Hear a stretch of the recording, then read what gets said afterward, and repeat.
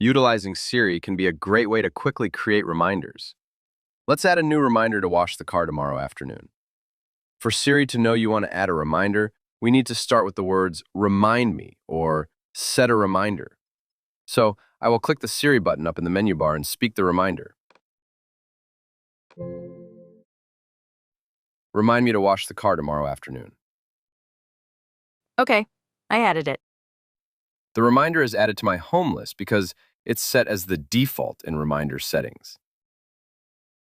We can even create recurring reminders with Siri.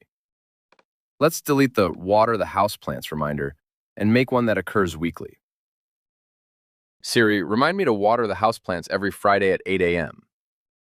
Okay, I added it.